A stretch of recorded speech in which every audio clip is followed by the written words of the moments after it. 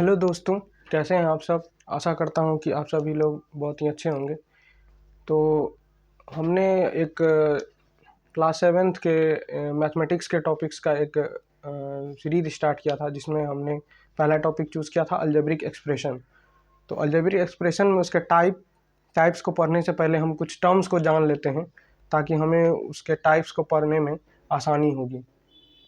तो आइए जानते हैं वो कुछ टर्म्स कौन कौन से हैं। जैसे ये सभी टर्म्स हैं जो आपके एनसीईआरटी बुक्स में भी दिए हुए होंगे, और भी जो भी बुक आप पिक करेंगे उसमें ये सभी टर्म्स आपको मिल जाएंगे। ठीक है, तो इन सभी टर्म्स को समझना हमारे लिए बहुत ज़रूरी है, ताकि आगे हमें पढ़ने में एडिशन, सब्ट्रैक्शन, अलजेब्रा का करने में आसानी हो। तो आइए वीडियो की शुरुआत करते हैं। तो सबसे पहला हमारा टर्म है वेरिएबल। तो वेरिएबल किसे कहते हैं?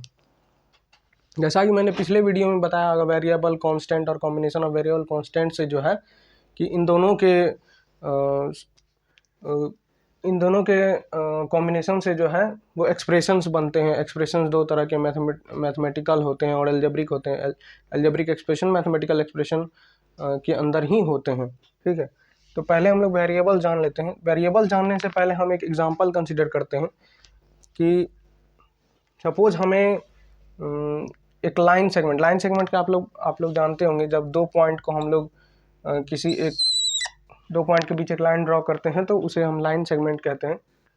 ठीक है, तो सपोज कि हमें एल का फॉर्मेशन करना है। जो एल एक इंग्लिश अल्फ़ाबेट का लेटर होता है, उसका हमें फॉर्मेशन करना है। तो हमें कितने लाइन सेगमेंट्स लगेंगे? तो एक लाइन सेगमेंट ये होगा, एक लाइन सेगमेंट ये होगा। ठीक है, तो हमें एक एल को बनाने के लिए, एक अल्फ़ाबेटिकल एल को बनाने के लिए दो लाइन सेगमेंट की ज़रूरत पड़ती है। और अगर हमें दो एल बनाने हो तो हमें कितने लाइन सेगमेंट की ज़रूरत पड़ेगी? 1 2 3 4। हमें 3 एल बनाने हो, हमें कितने लाइन सेगमेंट की ज़रूरत पड़ेगी? 1 2 3 4 5 6 6 लाइन सेगमेंट की ज़रूरत पड़ेगी। तो अगर हम देखें number of L's to be formed and number of line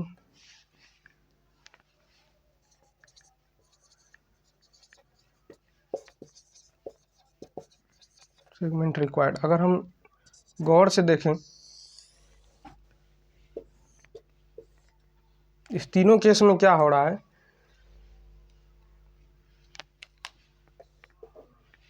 कि अगर हम एक एल बनाना चाहते हैं तो उसके लिए दो लाइन सेगमेंट की ज़रूरत पड़ रही है। दो एल बनाना चाह रहे हैं तो 4 लाइन सेगमेंट की ज़रूरत पड़ रही है। और 3 एल बनाना चाह रहे हैं तो 6 लाइन सेगमेंट की ज़रूरत पड़ रही है।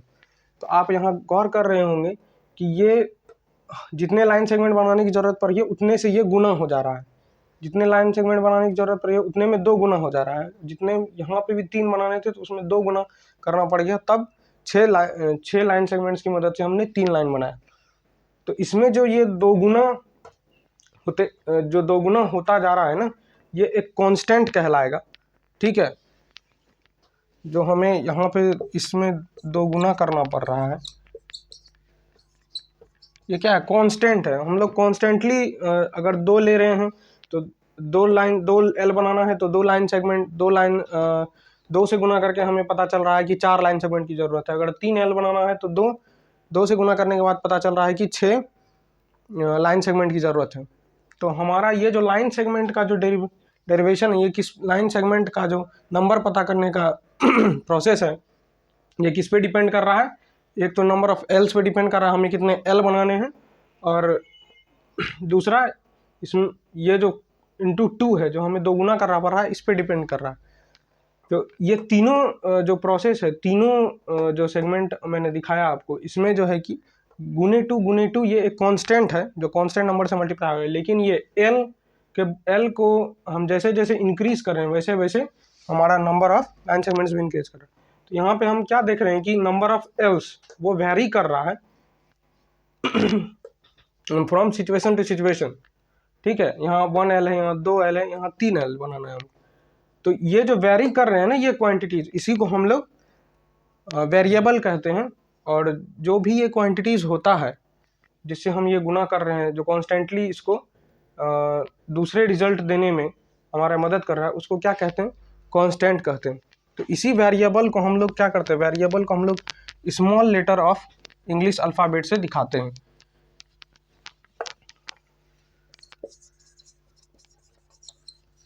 Variables are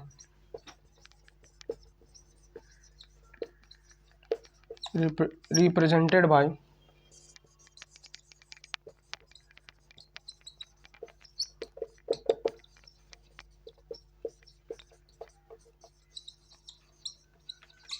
small letter of English alphabets just as A, B, C, L, M, N, X, Y, Z।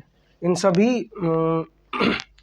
Small letters को हम लोग जनरली यूज करते हैं वेरिएबल के रूप में, ठीक है। तो वेरिएबल, तो इस सिनेरियो में एग्जांपल, ये वेरिएबल कैसे बनेगा? जैसे हमें क्या निकालना था? Number of line segments. तो हम नंबर ऑफ लाइन सेगमेंट्स भी मेरा वेरी कर रहा है, 1 होने पे 2 हो रहा है, 2L होने पे 4 हो रहा है, तो उसे वो भी एक वेरिएबल है, ठीक है। तो हम उसे x मान लेते हैं, ठीक है।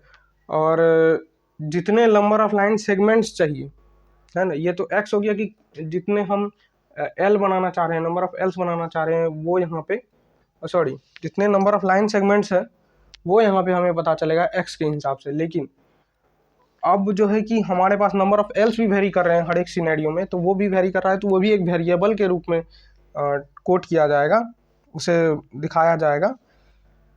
तो उसे हम सपोज m से दिखाते हैं, तो यहाँ x क्या हो जाएगा? Number of line segments required, okay. और m क्या हो जाएगा? Number of L's to be form. तो यहाँ पे ये क्या है? नंबर ऑफ लाइन सेगमेंट जो है वो रिक्वायर्ड, वो किस पे डिपेंड कर रहा है?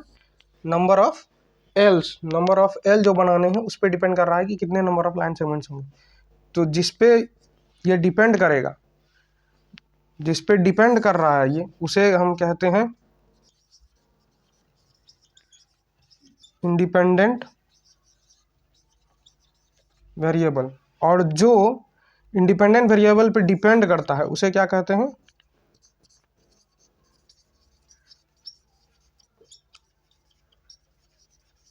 Dependent variable.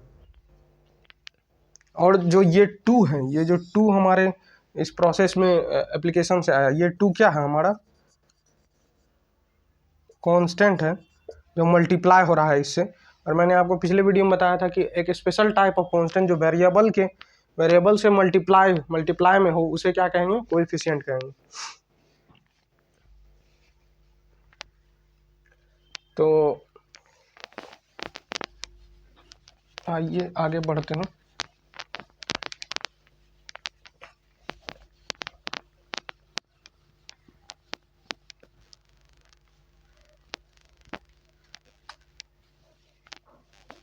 तो वेरिएबल क्या है साथियों? वेरिएबल जो है कि वो एक ऐसा चीज़ है, मैथमेटिक्स में एक ऐसा सिंबल है जो कि स्मॉल लेटर से डिनोट किया जाता है, इंग्लिश अल्फ़ाबेट से। और वो उसका वैल्यू फिक्स नहीं होता है, वो time situation two means equation two equation वो वेरी करता है, एक्सप्रेशन टू एक्सप्रेशन वो वेरी करता है। और कांस्टेंट जो होता है वो एक्सप्रेशन टू एक्सप्रेशन हर हमेशा वही रहता है, ठीक है। अब आगे जो टर्म है, आगे जो भी समझाना, ये टर्म है, टर्म का भी नाम टर्म ही है, कोइंसिडेंस है। तो टर्म के बारे में मैंने पिछले वीडियो में बताया था कि जो भी हमने अलजेब्रिक एक्सप्रेशंस लिखे हैं ये सभी क्या है? टर्म्स है। टर्म क्या होते हैं? तो ये कॉम्बिनेशन ऑफ वेरिएबल और कांस्टेंट से बने होते हैं। टर्म्स जो है वो कॉम्बिनेशन ऑफ वेरिएबल और कांस्टेंट से बने होते हैं, ठीक है। और इसमें हमें पढ़ना है क्या? फैक्टर्स ऑफ टर्म्स, है ना। हम फैक्टर्स कैसे निकालते हैं? तो जिस तरह हम लोग पीछे के क्लासों में, जैसे हमें 12 का फैक्टर्स निकालना होता था, तो हम क्या करते थे?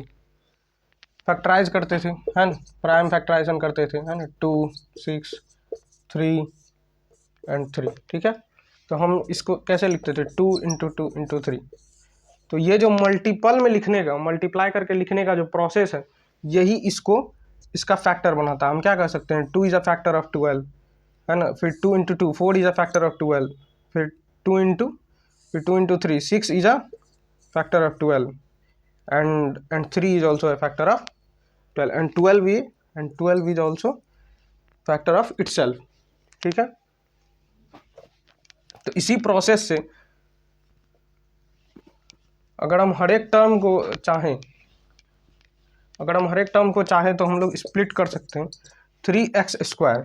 तो एक्सपोनेंट्स और स्क्वायर्स में आप लोगों ने पढ़ा होगा कि ये एक्सपोनेंट किस तरह रेज होता है।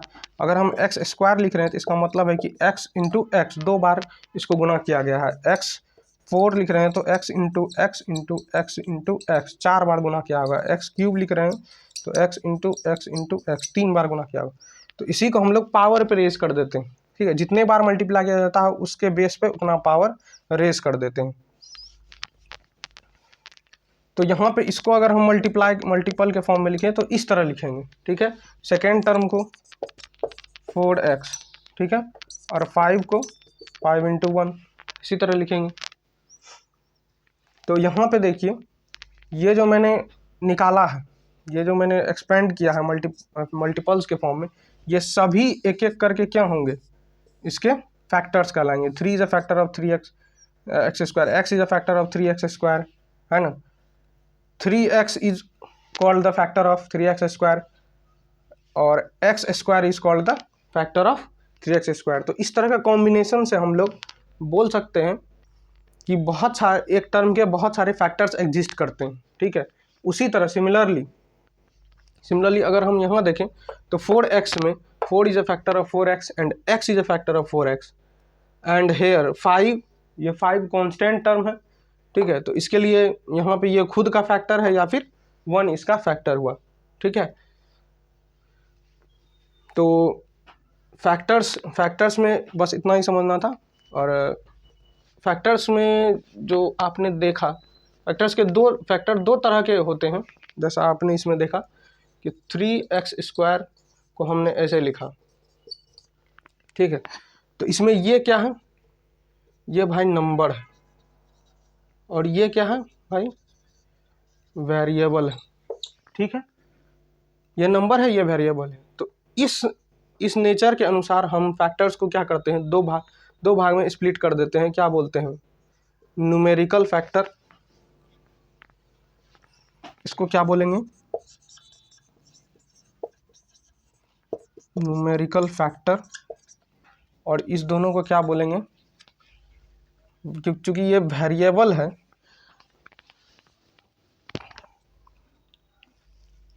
तो इसको बोलेंगे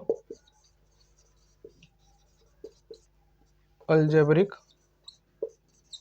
फैक्टर, ठीक है। या फिर इसको वेरिएबल फैक्टर भी बोल सकते हैं, लेकिन एनसीईआरटी में अलजेब्रिक फैक्टर्स लिखा हुआ है तो हम लोग ये समझ के चलेंगे।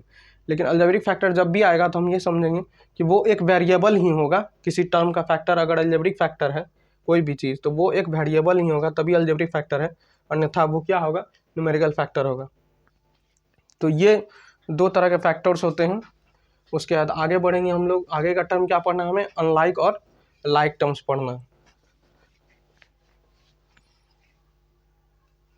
उसके पहले एक कोफिशिएंट्स के बारे में जान लीजिए। शायद हाँ, यहाँ पे जो लिखा हुआ है मैंने कोफिशिएंट्स के बारे में जान। तो कोफिशिएंट किसे कहेंगे, तो किसी भी वेरिएबल के साथ अगर उसका अलजेब्रिक फैक्टर लगा हुआ है ना, किसी भी वेरिएबल के साथ,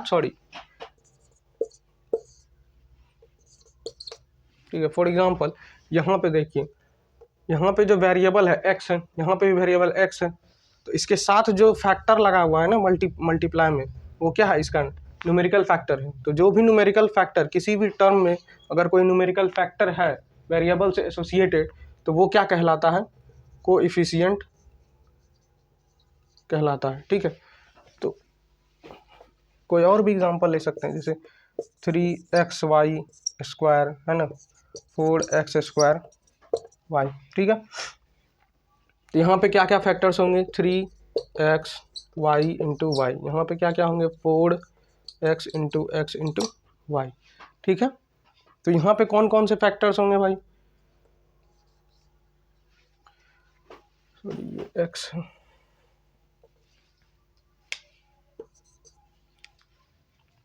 तो यहाँ पे हम किसे किसे फैक्टर कहेंगे, 3 is a factor of 3x Y square, 3x is a factor of 3x Y square, 3xy is a factor of 3x Y square.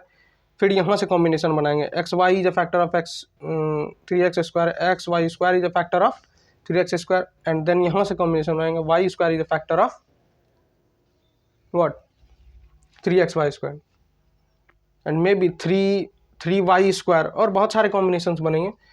तो हम लोगों को यहाँ ये क्लियर हो गया होगा कि फैक्टर कैसे बनाना है, और न्यूमेरिक फैक्टर और अलजेब्रिक फैक्टर किसे किसे कहते हैं। तो इस केस में अलजेब्रिक फैक्टर x और y हो गया, x और y हो गया, और कोएफिशिएंट क्या हो गया 3 हो गया, क्योंकि ये वेरिएबल के साथ एसोसिएटेड है। और इस केस में अलजेब्रिक फैक्टर कौन हो गया x और y, तो यहाँ पे कोएफिशिएंट कौन है 4 है। ठीक है, आप लोगों को कहीं कहीं पे ये भी मिलेगा कि अलजेब्रिक फैक्टर का जो कोएफिशिएंट है वो अलजेब्रिक फैक्टर का जो मल्टीपल में होता है वो कोएफिशिएंट कहलाता है। तो कभी कभी कुछ लोग ऐसे भी कहेंगे कि 4x square is the coefficient of y। ठीक है, x square is the coefficient of 4y। तो ये ब्रॉडर मीनिंग है कोएफिशिएंट को समझने का। ठीक है, ये आपको हायर क्लासेस में काम आएंगे। अभी फिलहाल इतना समझिए कि कोएफिशिएंट कौन सा होता है, वेरिएबल के साथ जो एसोसिएटेड होते हैं न्यूमेरिकल फैक्टर्स होते हैं उसे हम क्या कहेंगे कोएफिशिएंट कहेंगे। ठीक है, चलिए आगे बढ़ते हैं।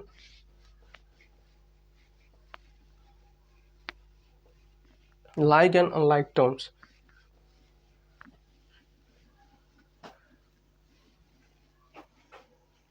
लाइक और अनलाइक टर्म्स को हम एग्जांपल से समझेंगे।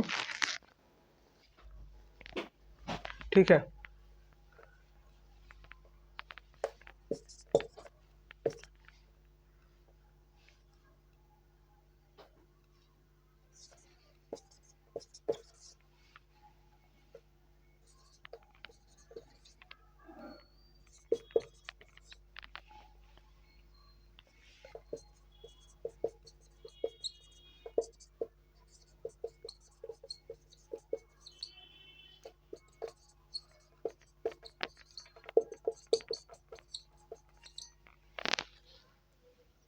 तो यहाँ पे देखिए मैंने सभी का फैक्टराइजेशन कर दिया है, फैक्टर में तोड़ दिया। तो अब लाइक और अनलाइक टर्म्स हम समझेंगे। तो लाइक टर्म ऐसे टर्म को कहेंगे जिसमें अलजेब्रिक फैक्टर और न्यूमेरिक अलजेब्रिक फैक्टर जो है वो सेम हो, दोनों एक्सप्रेशन में। अगर कोई दो टर्म है हमारे पास, तो अगर उस दोनों को अगर हमको लाइक टर्म कहना है तो उसका कंडीशन ये है कि दोनों में अलजेब्रिक फैक्टर क्या होना चाहिए, सेम होना चाहिए, और इसका कोई नाता नहीं है न्यूमेरिकल फैक्टर से। न्यूमेरिकल फैक्टर कुछ भी हो सकता है। ठीक है, तो यहाँ पे देखिए फॉर एग्जांपल यहाँ पे जो हमारा अलजेब्रिक फैक्टर एक्स वाई है, यहाँ पे भी एक्स वाई है, तो ये तो दोनों सेम हो गया। और मैंने क्या कहा, न्यूमेरिकल फैक्टर से कोई काम नहीं है। ठीक है, तो चूंकि यहाँ पे एक्स वाई दोनों में है तो दोनों का अलजेब्रिक फैक्टर क्या हो गया, अलजेब्रिक फैक्टर क्या हो गया एक्स और वाई। तो इसीलिए ये क्या हो गया, ये क्या कहलाएंगे लाइक टर्म्स कहलाएंगे। 3xy एंड 5xy आर क्या कहलाएंगे, लाइक टर्म्स कहलाएंगे। ओके, और यहाँ पे देखिए इसके अलजेब्रिक फैक्टर्स क्या क्या है, x है, सिर्फ x है, और कोई अलजेब्रिक दिख रहा है क्या, और कोई वेरिएबल दूसरे टाइप का नहीं दिख रहा है। तो इसका अलजेब्रिक फैक्टर क्या हो गया,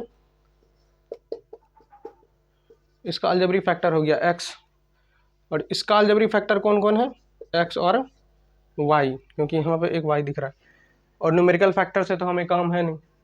तो न्यूमेरिकल फैक्टर्स, तो यहाँ पे अलजेब्रिक फैक्टर जो देख रहे हैं यहाँ पे x है और यहाँ पे x और y दोनों है। तो मैंने क्या कहा कि जब तक सेम नहीं होगा तब तक उसे लाइक नहीं कहेंगे, अगर सेम नहीं हुआ तो उसे अनलाइक कहेंगे। तो ये दोनों आपस में क्या हो गए, ये दोनों आपस में क्या कहलाएंगे, अनलाइक टर्म्स। तो सिंपली लाइक और अनलाइक के बारे में ये समझेंगे कि लाइक टर्म्स वो टर्म्स कहलाएंगे जिनके अलजेब्रिक फैक्टर्स सेम हों, ठीक है, इवन पावर भी सेम होना चाहिए, ठीक है। उसका भी मैं एक एग्जांपल देता हूं।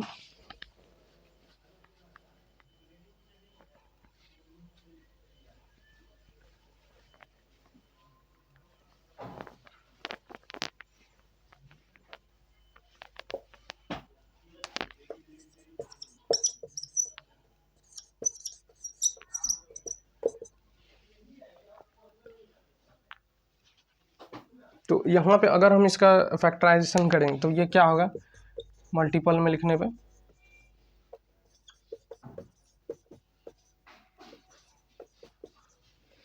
ठीक है। तो यहाँ पे क्या है कि अलजेब्रिक फैक्टर्स तो सेम है, अलजेब्रिक फैक्टर्स एक्स वाई दोनों में है, लेकिन इन दोनों का जो एक्सपोनेंट है, यहाँ पर x पर कितना एक्सपोनेंट है, 2 है, और यहाँ पर क्या है, 1 है। यहाँ पे क्या है, y पे एक्सपोनेंट 1 है, और यहाँ पे क्या है, y पे एक्सपोनेंट 2 है। तो इसीलिए फैक्टर्स भी सेम होने चाहिए और उनका पावर भी सेम होना चाहिए, तभी हम क्या कहेंगे, लाइक टर्म्स कहेंगे उसे। अदरवाइज क्या हो जाएगा, ये अनलाइक टर्म्स हो जाएगा, ठीक है।